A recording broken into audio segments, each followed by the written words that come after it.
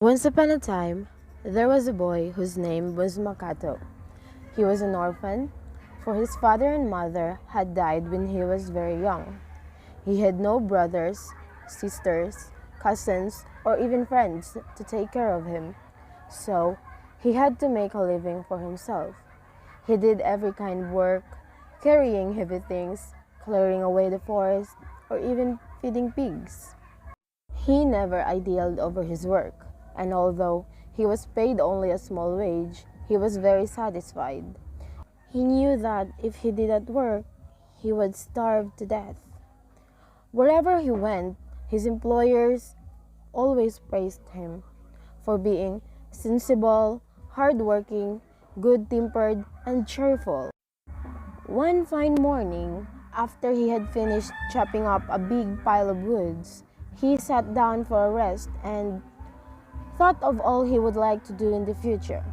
He wanted to try his luck in far-off strange lands, for he longed for exciting adventures.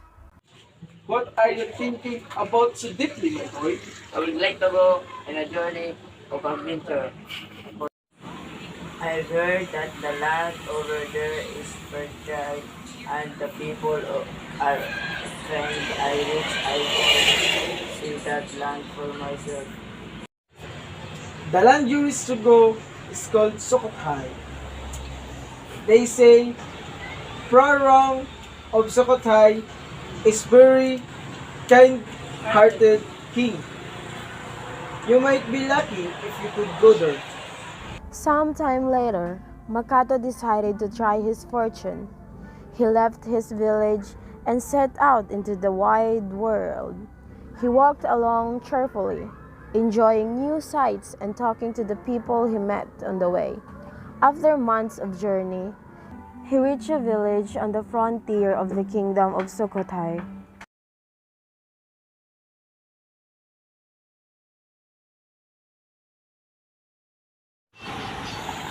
Please can I have some water, please? I'll Come from? Why are you here alone?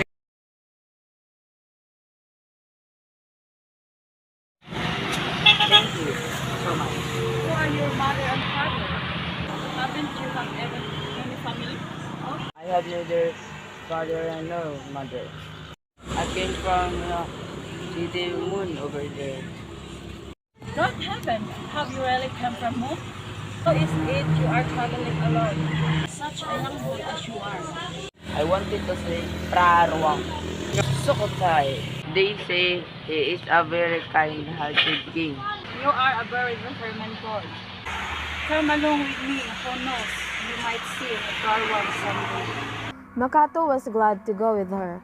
If he could work for this woman, he would have a place to sleep, some food to eat, and perhaps someday he might be lucky enough to see the king. The woman's husband was one of Praruang's mahouts, which meant that he helped look after the hundreds of elephants the king owned. Makato helped the mahout find food for the elephants and clean out the elephant sheds. He worked hard and well, and the mahout and his wife were fond of him. One day, the sky was so clear and the weather so fine that it seemed to Makato that it must be a lucky day. As he worked on some things, a tall young man in a splendid costume, followed by a attendant, came in. It was Praruang. Makato bowed low at once with his hand clasped together.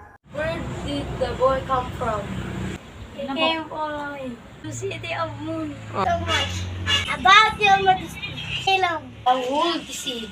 12 years old your majesty. Good looking. A hard-working boy. Take good care of him. As the king walked away, something was dropped and Mikato ran to pick it up and held it out to the king. Your Majesty! Keep it. How wonderful! The king gave me a cowrie here. At that time, the people of Sukhothai used cowrie shell as money. Although one cowrie shell had little value, Makato wanted to make as much use of it as possible, for it was the king's gift. One day, he passed by a stall in the market where the seeds of many different plants were sold. He looked along the stall and caught the sight of a basket full of lettuce seeds. And I buy some lettuce seeds. Said Makato. Oh yes, my boy, how much do you want? Said the woman. I have one correction. One cowrie shell. Oh, that won't buy anything, said the woman, laughing. I dip my finger into a pile of seeds. Then I'll take the seeds. That's take to it. That much about right for one. Cowrie shell. Well, why not? Help yourself, said the woman. Makato paid the woman his one cowrie shell. Makato put his finger into his mouth and dipped into a pile of seeds.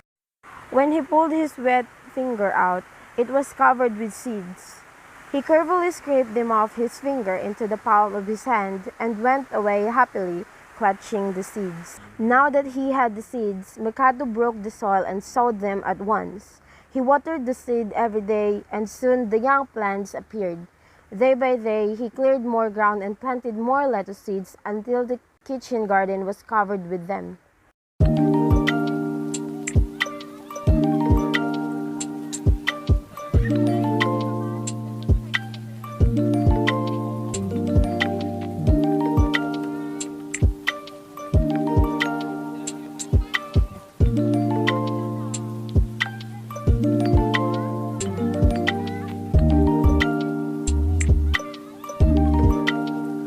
Makato thought, I wish I could give the king some of my fine lettuce. One day, the king passed again. Makato knelt down and proudly presented his lettuce to the king. Where did you get this? I grew them from the cowrie shell you gave me, my master. Did you do that? Makato told the king the whole story. The king was surprised with his intelligence and industry, so much so that later on he gave Makato a job in the palace. As the years passed, Makato grew tall and handsome. He mastered every grace and served the king well. He was so loyal and the king trusted him absolutely.